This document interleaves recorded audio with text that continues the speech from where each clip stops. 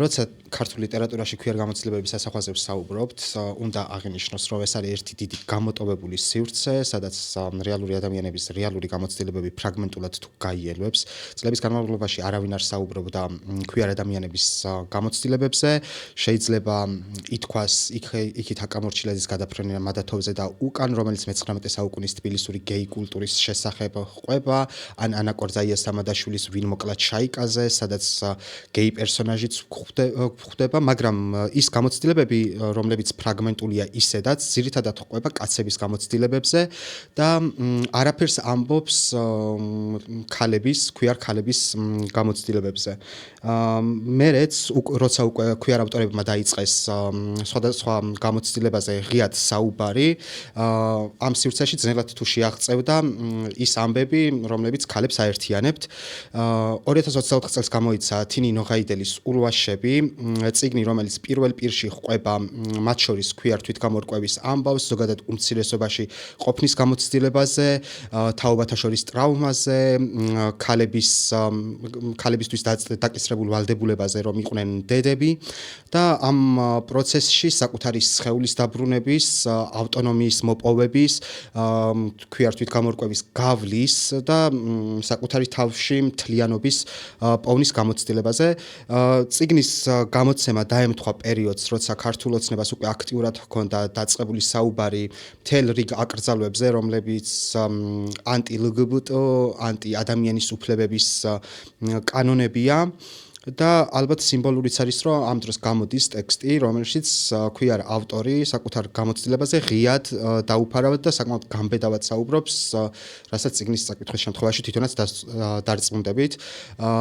მოკლედ, მე გიორგი ბასხაჯაური ვარ, ეს უკანონო პოდკასტია და დღეს ჩვენი სტუმარი თინათინ ნოღაიდელი იქნება, ულვაშების ავტორი. მადლობა მოსვლისთვის, თინათინ. დიდი მადლობა მოწვევისთვის.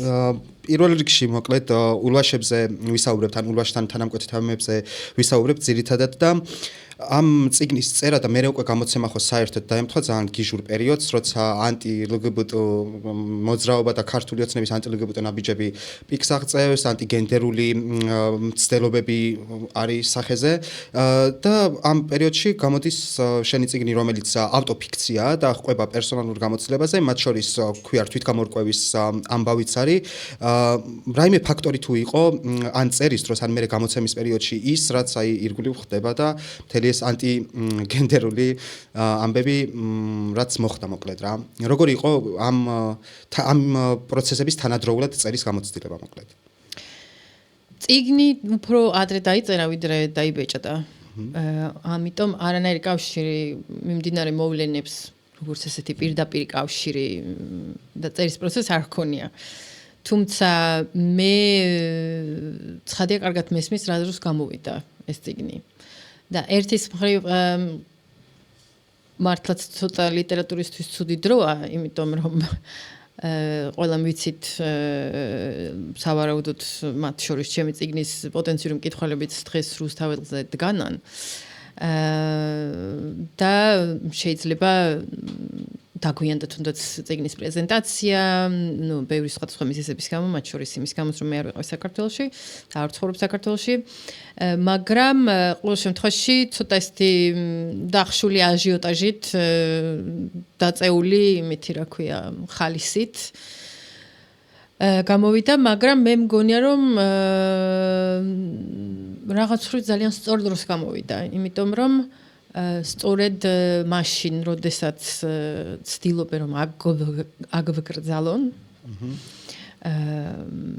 გამოდის ჩემი წიგნი, რომელიც თავიდან ბოლომდე ჩემს queer იდენტობაზე და ამ თვითგამორკვევაზე არის. აი პრინციპში ერთ-ერთი თავია ეგეთი სინტაქსის განკურნება და იქ წერ მაგას, რომ რაღაცნაირად გინდოდა ამ რაღაცა გენდერის თეორიების და მთელი ამების მიღმა საკუთარი ენა დაგებრუნებინა და პრინციპში ამ აკრძალვების ფონზე და იმის ტერმინების ფაქტობრივად გაქრობის ფონზეც ერთგვარად აქტია ამ ენის დაბრუნების და მე რაღაცნაირად დისკურსში queer ამბების შემოტანის, ხო? როგორი იყო აი ენობრივ ქსოვილზე მუშაობის გამოცდილება და ამბები რა? ჩემთვის ძალიან მიხარია რომ მაგ თავიდან იწყებ პირდაპირ ანუ ტექსტთან ახლოს კითხვებს, იმიტომ რომ ეს თავი ჩემთვის არის საკმაოდ საკრალური ნიშნულობის თავი, რომელიც არ არის დაწერილი აჭარულ ენაზე, რომელიც პირველი თავია, რომელიც არ არის აჭარულ ენაზე და არა იმ დროში, როდესაც აჭარაში ხდება ის ამბები, რომელსაც პერსონაჟი გადახდება თავს. და გამოხატავს სავარაუდოდ ჩემი თვით გამორკვევის, როგორც მწერლის პროცესს. მე საერთოდ ყოველთვის ენასთან კავშირი მქონდა, ყველა ჩემი პროფესიის გავლით, იქნებოდა ეს ჟურნალისტიკა თუ მე წლები ვასწავლე ინგლისურს და ინგლისურ ლიტერატურას, ანუ ენასთან კავშირი ყოველთვის მქონდა, რაღაც ბლოგებს წერდი, რეპორტერი ვიყავი, ისე არ არის თხრობა როგორც ესეთი, ჩემი ბევრი პროფესიის ნაწილი, ყველა პროფესია რაც მიკეთებია, თხრობა იყო ცენტრში ჩემთვის, მაგრამ რამოდენიმეჯერ ვცადე წიგნის დაწერა და არ გამომდიოდა და განსაკუთრებით რთული იყო იმიგრაციაში, მე საფრანგეთში ვიცხოვრე ბევრი წელი, ფრანგული ენა უნდა მესწავლა, მე ინგლისურს ვასწავლე, ინგლისურის მთელი ლინგვისტიკა რაღაცები უნდა მესწავლა და მაქვს ასევე ძალიან კარგი ლიტერატურული გემოვნება, ამიტომ მე რომ ისეთ რამ დავწერო, რომ მომეწონოს პირველ რიგში ცოტა პრეტენზიული ვარ საკუთარი თავის მიმართ. ამიტომ ძალიან მიხარია, რომ წერის პროცესში როგორღაც მოვახერხე და მე ვიცი და ვიბრძოლე სინტაქსის გარკვეულ ტიპებზე, ვთქვათ, იქ რაღაც უზმნო წინადადებებზე, რომ ეს პირდაპირ ჩემი ინგლისური სინტაქსის სიყვარულის კოპია, მაგრამ როგორღაც ესე იგი ინტეგრირდა ეს ჩემში ამასაკში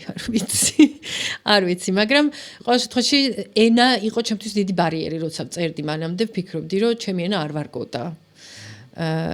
და ამიტომ არ მივიყვანი არაფერი ისეთ მდგომარეობამდე, რომ თქვათ მეფიქრა, რომ ამისი გამოქვეყნება ღირდა. და პრინციპში ქართულ ლიტერატურაში ესე აჭარული, რომელიც თითქოს უხილავიც არის ქართული ლიტერატურისთვის, რაღაცნაირად შემოგვაქვს და შემოგვაქვს თან ესე ძალიან ბუნებრივად და ლაღად და მე იუმორია ძალიან საოცარი ამ ტექსტში, თუ არ წაგიკითხავთ, წაიკითხეთ აუცილებლად, იმიტომ რომ ძალიან ბევრს იცინებთ, აი მართლა ძალიან ბევრს იცინებთ. თავი მუხტი რა იყო მაინც დაწერის რა, ერთი ის რომ მე მახსოვს აი შეხვედრა პრეზენტაციაზე ვიყავი მოსული და იქ ახსენე რომ რაღაცნაირად მიზნად თავს ეგ დაბუსახე რომ ჩემი დისთვის დაიწერება, რომ რაღაცნაირად მოტივაცია მეპოვა, მაგრამ წიგნში პრინციპში ძალიან ბევრი ადამიანის გამოცდილება, მათ შორის ეს არის რაღაცა კრებსითი გამოცდილება, რომელიც მე მგონია რომ დედებს, ბებიებს, რაღაცა მამებსა და ბაბუებს ჰქონიათ, რომ სადაც აბსოლუტურად ყველა არის რაღაცა კონტროლის ქვეშ რა, რაღაცნაირად კონტროლი აქვს დაწესებული გარემოს მხრიდან და ამ კონტროლთან მიმართებით არსებობენ რა. რა იყო იმ თავარი მუხტი დაწერის, ანუ ამ გინდოდა რომ რაღაცნაირად ის ამბები შემოგენახა, ვინც შენს გარშემო არსებობდა, ან ვინც შენს აღზრდაში რაღაცა წვლილი შეიტანა თუ როგორ იყო ეგ რაღაცნა მუხტის მოწებნის ისე. იცი რა, ძალიან ბევრი მიზეზის გამო დავწერე ეს წიგნი, მათ შორის ყველა იმ მიზეზის გამო, რომელიც შენ ახსენე. და ეხლა თუნდაც ამ წუთას დავფიქრდი, რომ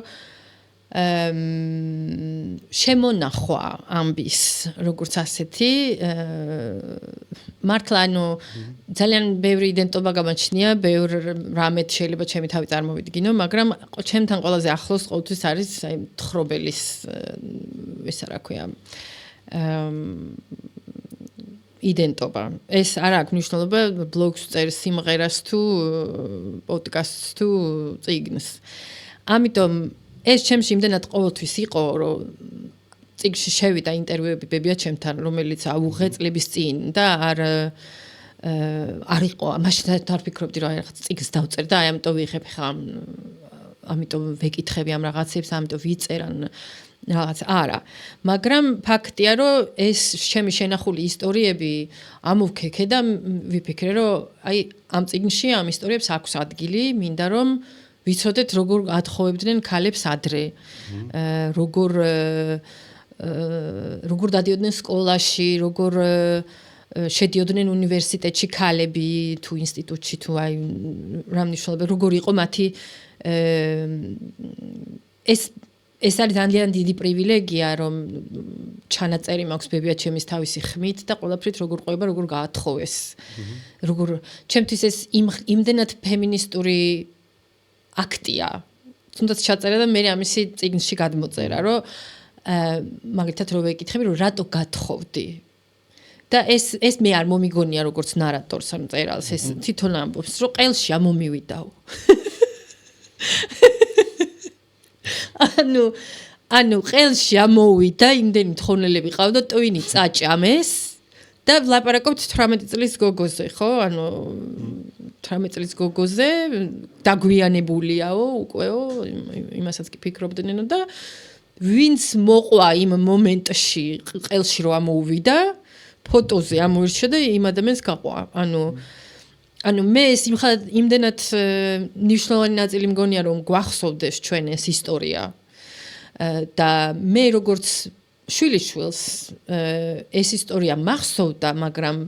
არ ვუყურებდი ამას როგორც მატერიას როგორც მწერალი სანამ არ დავწერე ფურცელზე მე მანამ ვერ გავიაზრე რამხელა ტრაგედიას მიყვებოდა ბებიაჩემი იმიტომ რომ მაქვს ეს ჩანაწერი დღემდე და ვიცინი ბებიაჩემთან ერთად იმ ჩანაწერში და ვერ დავინახე იქ ერთ მომენტში ბებიაჩემის ხმა უწყდება და ტირის იქ ვიდექი და სანამ ეს არ მოусმინე ჩანაწერს მე ეს ვერ დავინახე ტრაგედიის ნაწილია ეს იმდენად ნორმალიზებული იყო იმდენად ეს არის რაღაც ნორმალური ამბავი რომ აი ეს ოჯახში ყვება ამ ისტორიას როდესაც მე ამას ვიწერ ბევრი არიან სახლში ყველას მოსმენილი აქვს ეს ისტორია ყველა იცინის თავადაც იცინის და ყველას გვეპარება რომ იქ რაღაც მომენტში ხმა უწყდება და არ აღვიქვამთ ამას როგორც რაიმე მნიშვნელოვანს და რა ვიცი სწავლთ უნივერსიტეტებში იქ რაღაც თეორიებს ვისწავლით გენდერის თეორიებს დავისწავლით იქ ფემინიზმის რა ვიცი ტალღებს დავისწავლით და ასე შემდეგ და ამ დროს ბებიაჩემი ნასწავლი ქალი იმდენად ყელში ამოუყვანეს როდის გათხოვდებოდა რომ ფოტოსურათს გაყვა ცოლად არ ყავდა ნანახი მანამდე და არ მინდა ხა დავასპოილერო თუ ვინმეს არ აქვს ეგ წაკითხული მაგრამ ხო ანუ საერთოდ ძალიან დიდი გახლეჩა იქნება მე რეალობასა და ფოტოსურათს შორის და გიყურებენ როგორც ნივთს ანუ როგორ გამოდის აი იმ სკოლიდან და იქ ხვდებიან ძირთადად ქალები და ათვალიერებენ ამას რომ აი გავიგეთო რომ აი ეს ნასწავლი გოგო არის იქა და დგანან და ესე უყურებდნენ ყოველ დღეს სანამ არ ამოვიდა ყელში საოცრება ანუ ადამიანად არ გიყურებენ ანუ გიყურებენ რომ რაღაც გაფასებენ საქონელს რომ აი და არ მგონია რომ ეხლა რა თქმა უნდა ბევრი რამ შეიცვალა რა თქმა უნდა ბევრი რაღაცით გვიხარია რომ დღეს იქ ვართ სადაც ვართ და ბევრი რაღაცით კიდევ კარგი რომ უკმაყოფილო ვართ იმიტომ რომ რა გვეშველებოდა ხო მაგრამ მე არ მგონია რომ როგორც ესეთი ქალური გამოცდილება როგორც საქონლის ბაზარზე მე მგონია რომ დღემდე იმის მიხედვით თუ რა რეგიონში ხარ урბანულ გეოგრაფიულ წერტილში ხარ თუ რურალულში მე მგონია რომ ძალიან ბევრგან და იქ საიდანაც ბებიაჩემი მოდის დარწმუნებული ვარ რომ დღემდე უდგას ქალებს იგივე პრობლემები და დარწმუნებული ვარ კი არა და როგორც ახლა გიყურებ ისე ვიცი რომ ქალები რომლებიც არიან ჩემი ასაკის 51 წლისა ვარ და ცხოვრობენ მაღალმთიან სოფლებში იმავე აჭარაში თუნდაც ის თავისუფლება რაც მე დღეს მაქვს მათ არ აქვთ ისევ რაღაცა არა ადამიანურობასთან მივდივართ რომ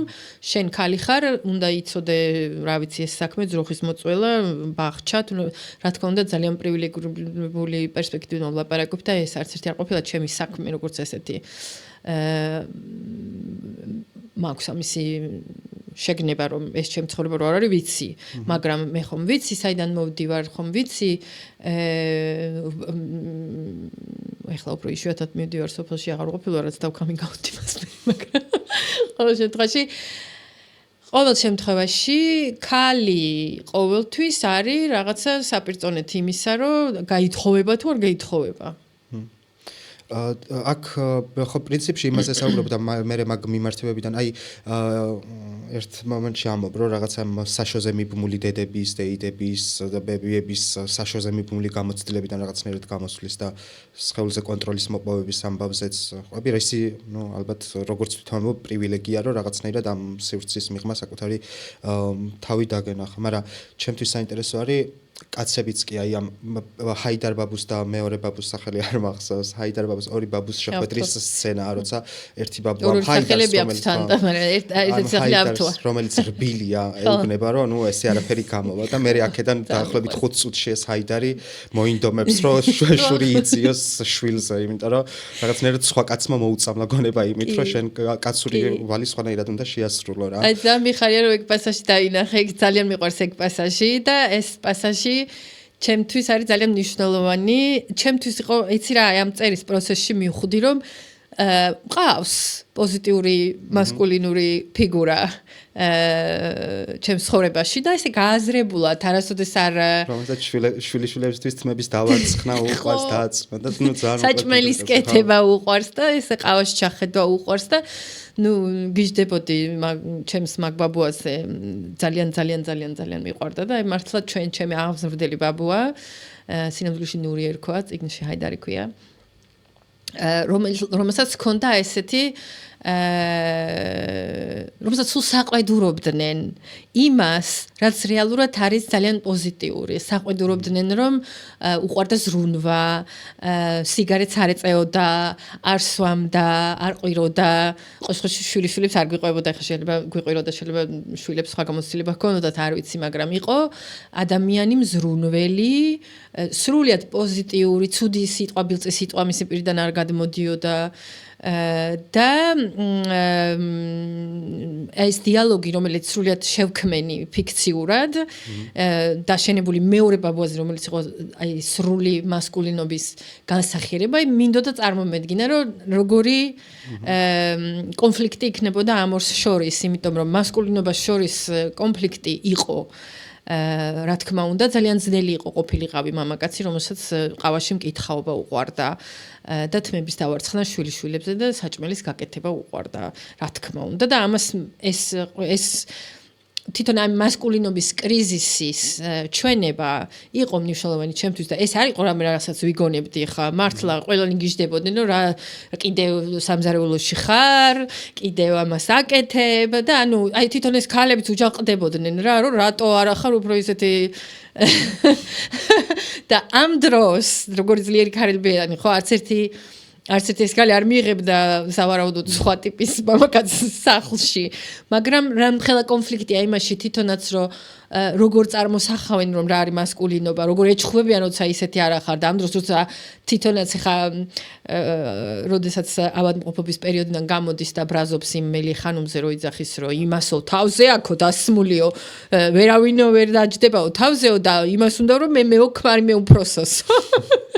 ანუ ეს და აი ეს თვითონ კონფლიქტური დამოკიდებულება თავად პერსონაჟებს შორის რომლებიც ქალებად იდენტიფიცირდებიან, რომელსაც აი ესეთი კაი დამრტყმელი პურის ჭამელი ხასიათები აქვთ რა და თვითონვე არ არის ადგილი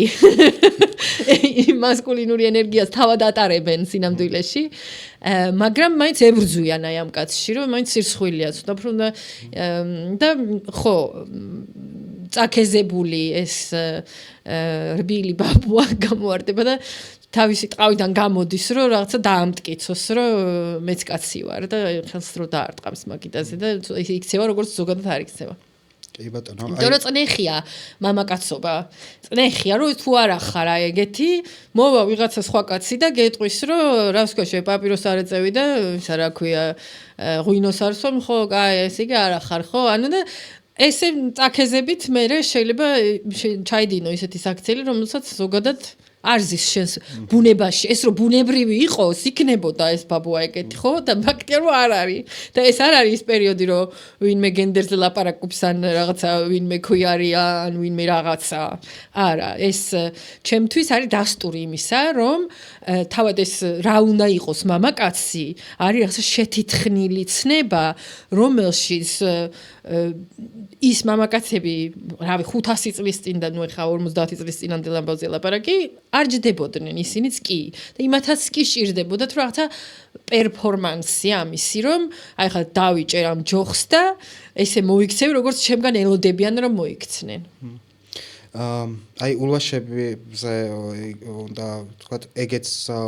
აი ეს ქვიერთვით გამორკვევის ამბავია მოზარდობისას რაც ხდება და პრინციპში აი ამ დაწესებულ საზღვრებს უფრო ადრე ვიდრე მოზარდობაზე არ არის ნუ ბავშვობა მე ნუ ცოტა ხო მოზარდობისას დასრულობა და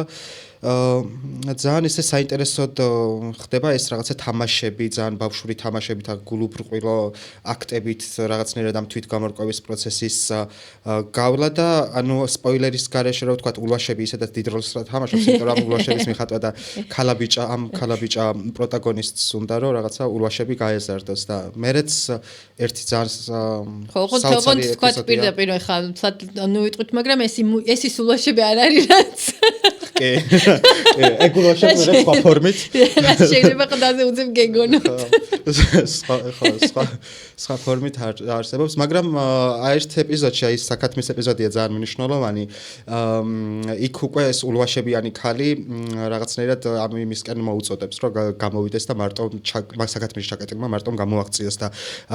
მიმართება მაინტერესებს რაღაცა პერსონალურ გამოცდილებას შორის თვითგამორკვევის პერსონალურ გამოცდილებას შორის და წიგნში რაც არის მაგასთან ან ხო აი როგორია მოკლედ აი ამ მთელი ეს რაღაცა ქვიარ ხაზი და ქვიარ ამბები რაც აქ ვითარდება და როგორია ავტორთან მიმართება რა. წიგნის წერა რომ დავიწყე, ჯერ ჩემ მშობლებთან დააუთებული არ ვიყავი. და პირველი დრაფტი მოიხაზა, აი ამ პირველ დრაფტში არ იყო დასრულების პერიოდი, არ იყო საქათმე, იყო ყველა პერსონაჟი და მთლიანად იყო რაღაცა გაქცევაზე, უკვე იყო იქ რაღაცა გამჭვირვალე მოსასხამი და ამბები და როგორც კი ჩემ მშობლებთან დავაუთდი, წიგნმა წაიღო თავისთავი საერთოდ სხვაგან, ანუ ცხადი გახდა, რომ ეს ის წიგნი ვეღარ იქნებოდა, რაც ჩემს კამიკაუთამდე იყო. იმიტომ რომ ამ დაკამიკაუთებამ მომცა ის ასპარეზი და ის თავისუფლება, რომელიც მანამდე არ მქონდა. და ამიტომ ბევრად უფრო თავისუფალი კალმით შეუდექი მუშაობას, მინდა გითხრა. საქათმის ეპიზოდი ჩემთვის არის ძალიან მნიშვნელოვანი ეპიზოდი. ეს საქათმის ეპიზოდი არ არის ბავშვის ეპიზოდი, ან რაღაც ჩემი ბავშვობის რაღაც თამაშთან ასოცირებული სიმართლესთან ახლოს რაღაც არის, მაგრამ ეს არის ჩემთვის ეპიზოდი, რომელიც დავწერე ერთ-ერთ ლიტერატურულ ვორქშოპზე, სადაც უნდა დაგვეწერა სივრცეზე რომელსაც უნდა ჰქონოდა კარი ისეთ ადგილას, რომელიც არ გვეგონა, რომ იყო კარი. და პირდაპირ გონებამ წამიყვა აი ამ ჩემი საქათმის თამაშებზე და მართლაც გქონდა ეგეთი საქათმე და მართლაც ვთამაშობდი ამ სკინტლებში და რაღაც მე სოფელში გაზრდილი ბავშვი ვარ, გონიოში გავიზარდე და ხო, სკინტლები და თამაშები და ფუნა და ძროხა და ქათამი, ანუ ჩვეულებრივი ამბავი იყო ჩემთვის. პატარაობაში აი ამ ნაწილში და საქათმის ნაწილს წერდი არასოდეს არ დამოიწყდება. ეს იყო პროცესი, როდესაც წერა ბევრი რამ შეიძლება იყოს. შეიძლება წერო იმისთვის, რომ შექმნა ის რეალობა, რომელიც არ გქონდა. შეიძლება წერო იმისთვის, რომ დაანახო რეალობა, რომელიც გქონდა. ორივე ერთნაირად მნიშვნელოვანია და კიდე 900 ესეთი მიზეზი არის, რის გამოც შეიძლება რომ წერო და რაც შეიძლება მოგიტანოს წერამ. მაგრამ აი ამ კონკრეტულ თავში და აი ამ რამოდენიმე ასეთი თავია, სინტაქსი ეგ თავია, საქათმე ეგ თავია, თმების შეკრეჭის მომენტიც ეგ თავია, რომელიც აი ისე ემოციურად მოვიდა, რომ ცოტა ტრანსში გასული წერდი ამ ნაწილებს, თვითონ წერდა რაღაცა, ანუ მე ესე დაფიქრებულად არ წერდი ამ რაღაცეებს რა და აი ამ წერის პროცესში ვიაზრებ, რომ უკვე მე-3 წელია ვმუშაობ ამ წიგნზე, როცა საქათმეს ვწერ. დაწერილი მაქვს ყველა პერსონაჟი და რისთვის ვქსოვ ამ გამჭვირვალე მოსასხამს, მაჟიალებს ეხლაც რო გეუბნები, ხვდები, როცა ვწერ აი ამ საქათმის მომენტს და ეს ჩემთვის იმხელა რეალიზების მომენტია, რომ რა უნდა ქვიარ ბავშვს გაქრეს. ეს ხო ცნობიერად არ მოდის, ეს ხომ არ არის რომ რაღაცა ეხლა დავფიქრდები და უიქვიარობა ცუდია და მოდი გავქრევი. არა, ეს მოდის იმაში რომ მე ვოცნებობ რომ ვიყო ბიჭი. შემთხვევით გოგო დავიბადე, მაგრამ მე მგონი ბიჭი უნდა ყოფილიყავი. აი როგორც არიცი რა არის ეს რაღაცა. და შენმა სხეულმა იცის, ამიტომ არის სხეული ძალიან მნიშვნელოვანი ზოგადად და წიგნშიც,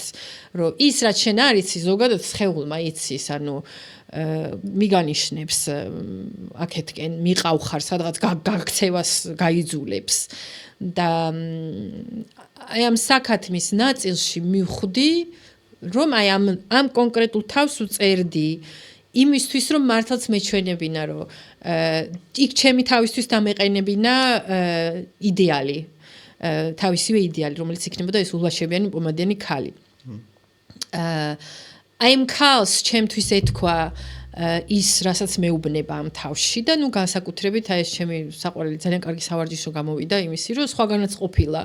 ის კარი შეიძლება არ იყოს იმ მხარეს საითაც მე შეიძლება ვიყურებოდი და ის ბავშვი თავად ნახულობს ამ კარს და გამოდის და თავისი ამ პატარა სიმბოლური აქტით მოშარდავს საქათმიდან გამოსული და იგრძნობს თავისუფლებას ამითი და მახსოვს რომ პირველი ეს თავი რომ დავწერე ტიროდი გაუჩერებლი ვერ ვჩერდებოდი თერაპია მქონდა ზუსტად ანუ გავაშერე წერა რომ თერაპიაზე შევდიოდი და პირველი ნახევარი საათი ჩემმა თერაპევტმა მითხრა რომ ხმა არა მოიღო დაჯექდეიდი აი ესე ვიჯექით რემლებად მიღრებოდი და აი მართლა ის პატარა ბავშვიც გავხდი და ისიც დავიტირე რომ საწყალო შენ ჩემო პატარა თაო ანუ არ გინდა გამჭვირვალე მოსასხამი ანუ გამოდი მაგ საქათმიდან და ნუ მიხარია რომ სიმბოლურად ყოველთვის ჩვენ ხო ფიქრობთ რა არის გამოკარადება კლოზეთი არის აუთინგი არის გამოგასაქათმევეთ მთელი საქვიარეთი შევქმენი ეს რაღაცა სიმბოლოც თავის და უნებურად და ძალიან მიხარია. მიხარია რომ ეს ვარ მე და რომ მე შევქმენი რომ ქვიარმა ადამიანმა თუ რაღაც ანუ ამიტომ არის მნიშვნელოვანი რომ შევწეროთ ჩვენ თავზე ხო რომ ჩვენ შევქმნათ ჩვენი ამ შემთხვევაში რაღაცა არის აჭარული პატარა საქათმე ჩავდგი და იქედანაც გამოვედით გამოვსაქათმდით პრინციპში გაქცევის სურვილი წეგანაც ახსენე და ეს გარი რომ ნუ თითქოს ეს პერსონაჟი ამ გაქცევის სურვილი მთელი ნაწარმოების განმავლობაში მიჰყვება რა და თან ნუ დანაშაულის განცდაც მუდმივად აქვს და მაგრამ ნუ ყველაზე მთავარი და კულმინაცია არის მაინც ის რომ დაბრუნება არის მთავარი ნუ დაბრუნებასა და დავისთან კიდე ცალკე ის არის ალბათ ეს მკითხველმა თვითონ უნდა წაიკითხოს და გაიგოს რა დაბრუნებაზეა საუბარი მაგრამ მოკლედ ეგ უნდა მეკითხა რა აი ერთი რომ თვითონაც ყვებოდი რაღაცნაირად წერის აქტმა ეგ რაღაცნაირად თერაპიული თუ ნუ პრინციპში დანახება რაღაცებს ჩავაგენი ისეც რომ ალბათ რომ დამეწერა არ ჩავაგენებთ ხო და მაგაზე უნდა მეკითხა ახლა ის რომ რაღაცა ხარქვიარი და უნდა წერო იმიტომ რომ საკუთარი გამოცდილება უნდა მოყვე მნიშვნელობაზე უნდა გკითხო რომ რაღაცნაირად ამ ცარიებული ფურცლების იქეთ დავიწყოთ გამოცდილებებზე საუბარი და ალბათ ღიად საუბარი და მათ შორის პირველ პირში საუბარი, იმიტომ რომ სხვების გამოცდილებებს ან დაკარგული ადამიანების გამოცდილებებს ვერ მოჰყვები, სანამ პირველ პირში საკუთარი გამოცდილება ვერ გაქვს მოყოლილი ან ვერ უსწორებ თვალს. და რა მნიშვნელობას ხედავ განსაკუთრებით ახლა და ამ დროში იმის რომ რაღაცნაირად ადგედა ადამიანმა წერო ან ვერბალიზება შეძლო იმის რა გამოცდილებაც გაიარება. არ ვიცი, ანუ ეხა ამას სხვაგარიდან როგორ დაინახავს მე არ ვიცი, მაგრამ მე ვიცი რომ მომწონს ეს პროცესი წერის. და მომწონს მეხმარება მე არ მგონია რომ ზეპირს სიტყვიერებაში ეგეთი განსაკუთრებულად კარგი ვარ, იმიტომ რომ იმდენ ძალიან ჩემი ტვინი გაუჩერებლი მუშაობს და დაჯდომა და წერა მეხმარება რომ ეცადე დავწერიტო. აზრი მივცე ბევრ რაღაც უაზრობას. ან ჩემთვის მთავარი მიზანი წერისა არის რომ რასაც ვერ ხვდები მივხვდი. მოკლედ რო თქვა, ანუ რაღაცას აზრი მივცე, რაღაც აზრი არ მესმის და მინდა რომ გამოვიკვლიო, ეს იქნება, თქვათ, რაღაცა კვლევა როგორც ასეთი თუ კვლევა უფრო შინაგანი, უფრო შიგნით შესვლა და შეყურშვა. პირველ პირში წერა საერთოდ ბევრად უფრო იოლად ვწერ პირველ პირში. თუმცა ეხლა რა წიგნზეც მუშაობ, იქნება მესამე პირში პასაჟები და ძალიან გამეხარდა და მომეწონა ეს მესამე პირში მუშაობა, მაგრამ ზოგადად პირველ პირში ვწერ ხოლმე უფრო ბუნებრივად. ზოგადად როგორც ადამიანს რომელსაც მიყვარს ლიტერატურა, გეთანხმები რომ პირველ პირში ნარატივი, რომელსაც სჭირდება სხვა გულწრფელობა და სხვა გამბედაობა, ჩემთვის ყოველთვის მნიშვნელოვანი იყო მსგავსი ტექსტები. და ჩემი მაგალითებიც არიან ადამიანები, რომლებიც ასევე პირველ პირში ძალიან მნიშვნელოვანს გულწრფელს, ხანდახან შეიძლება საერთოდ არალამაზ ამბავს ან ისტორიას ყვებიან, მაგრამ გულწრფელი ადგილიდან ყვებიან და ეხლა მე ჩემი თავის მნიშვნელობაზე არ ვიცი, მე როგორ უნდა ვთქვა, არ ვიცი, მაგრამ რა თქმა უნდა ან დანაკლისს თუ ხედავ ქართულ ლიტერატურაში მოკლედ აი ამ იმის მე მყავს რამოდენიმე მაგალითი ქართულ ლიტერატურაში, რომელიც ჩემთვის მნიშვნელოვანი იყო. დაშლა გაბუნიასი, მაგალითად, სადაც არის queer პერსონაჟი, მეორე ოთახი მაგდა კალანდაძის. ჩემთვის ეს ორივე წიგნი მნიშვნელოვანი იყო. ასევე რომეო იცინოდა რატიანის, ასევე გეი მამაკაცის სიყვარულის ისტორია. თუნდაც ის ფაქტი, რომ არსებობს ეს პერსონაჟი და ბევრი სხვა არსებობს. ეხლა მე მყავს მაგალითები იმ ავტორებისა, რომლებიც მე ვიცი თქვა აკამორჩილასაც ყავს ესეთი პერსონაჟები. ძალიან ხშირად აუცილებლად ყველა წიგნში ნინო ხარტიშვილის რომელიმე წიგნში რომელიმე პერსონაჟი აუცილებლად არა, ყველა წიგნში რომელიმე პერსონაჟი არის აუცილებლად ქვიარი. მნიშვნელოვანი პერსონაჟი. როცა პერსონაჟების დიდი პალიტრა ყავს, უბრალოდ ფარისევლობა იქნებოდა, რომ არ იყოს ქვიარიც. რა თქმა უნდა. ანუ რეპრეზენტაცია ჩემი აზრით, რა თქმა უნდა, ეს არის ჩემი წიგნი არ არის პირველი მცდელობა, ან პირველი ან რაღაცა. მაგრამ როგორც მე პოდკასტებსაც ვაკეთებ ნათიასთან ერთად მოგეხსენებათ ღვინო დუდუკი ქალები მოგვისმინეთ კარგები ვართ მაგრამ ჩვენ ვიაზრებთ იმ პრივილეგიას რაც გვაქვს და აი ხა მე არ ვზივარ და არ წერ და არ ვფიქრობ რომ რაღაცა მისია მაქვს ვიტყუები ვფიქრობ რომ მაქვს რაღაცა მისია იცი იმიტომ რომ მე მგონია რომ ოღონდ ამ ამოსავლიდან არ წერ რაღაც ამბავი მაქვს და ვყვები მაგრამ გააზრება იმისი რომ მე იმ ადგილიდან სადაც ვარ რომ ვარ გეოგრაფიულად შორს დაცულ ადგილას მყავს ცოლი ვარ ესე ხმამაღლა ღიად ლესბოსელი მე ვიცი რომ ეს პრივილეგია არ აქვს ბევრს ცუდადაც რო წერდი which I don't think I do მაგრამ აი ცუდადაც რო წერდი მაინც დავწერდი ხა ჩემზე ძალიან ბევრი წელი ვერ წერდი იმიტომ რომ აი ეს კომპლექსი მქონდა რომ აბა კარგად თუ წერ და იგივე მორალური judgment-ი მაპატიეთ განსჯა შეიძლება საკუთარი თავის მიმართ ავთოდრო დავბადებულიყავი არ მექნებოდა როგორც ჩაფიქრებული ვიყავი რომ დავბადებულიყავი და ვიღე და ესე მივეცი რა ეს ჩემ თავს რომ როგორც მინდა ისე დავწერ მაგრამ მგონია რომ სათქმელი მაქვს და ის რა სათქმელიც არის ჩემი სათქმელი და მე არ მგონია რომ ვლაპარაკობ აქ მე მართლაც არ მგონია რომ ვლაპარაკობ რაღაცა მხოლოდ ქვიარობაზე აქ არის ყველა ტიპის დისკრიმინაცია შეიძლება დაინახოს თავისი თავი და ზოგადადაც პირველი დესპინეს შულის ეპიზოდია ეგეთი ციკლში. კი, ანუ ბევრი ადამიანია კარადაში, ხო? ანუ და პირველი კარადის ეპიზოდში საერთოდ ადამიანი არ არის რელიგია კარადაში. რომელიც გამომწყვდეული არის, იმიტომ რომ არ შეიძლება რომ ქართველი იყო და იყო მუსულმანი. ამიტომ მე ზოგადად თვითონ აი ამ უმცირესობის ისტორიის მოყოლა როგორც აჭარელს მუსულმანური წარმოშობის აჭარელს რომელსაც ძილის წინ ბისმილას მათქმევინებდნენ ხოლმე და დღეს ჩემი იგივე დეიდაშვილები ვინც ბისმილას იძახოდნენ მეჩეთის წინააღმდეგიან ბათუმში მაგალითად ხო მე მგონი რომ ისტორია არის ეს როგორ გადარჩე როცა არ ხარ ისეთი, როგორც ყველას უნდა რომ იყო. საუბრის ბოლოს რაიმის თქმა ან დამატება თუ გინდა მოგესმენთ სიამოვნებით თუ არა და შეგიძლია. მე მინდა და ვოცნებობ ამას, რომ დიდ მადლობა ჩემს ცოლს.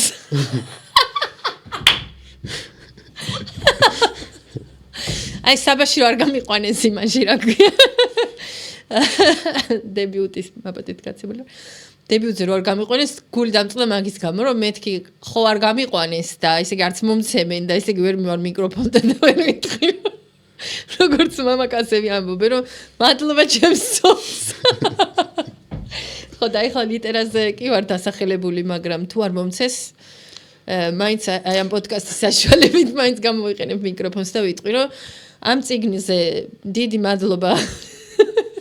ამ წიგნისათვის დიდ მადლობას ვუხდი ჩემს ცოლს, რომელმაც მართლაც მითხრა, სამსახურს ვერ შევულობდი იმ პერიოდში და წიგნი მქონდა დასამთავრებელი და მითხრა, რომ ეო საქმეო გააქო, შეიძლება ფული არ გადაგიხადოსო მაგ საქმე, მაგრამ დაჯექი და დაამთავრე ეგ წიგნიო და მომცა დრო, მომცა სივრცე და მომცა ეს გაბედულება, რომ საქმეა ესეც, რომელსაც ძალიან ძნელად ვაძლევთ ქალები საკუთარ დადასე, რომ დიდი მადლობა ჩემს ცოლს. კი ბატონო. მადლობა, იმიტომ რომ ჩვენ წაკითხვის საშუალება მოგვეცა, იმიტომ რომ სივრცე მოგვეცა და მადლობა ჩემს ცოლს. მოკლედ, სულ ეგ იყო. დიდი მადლობა 64-ს ტექნიკური მხარდაჭერისთვის და იყიდეთ ულვაშები და წაიკითხეთ და თან გაიგებთ მაინც რა ულვაშებზეა საუბარი. გირჩევთ. მადლობა. მადლობა შენ.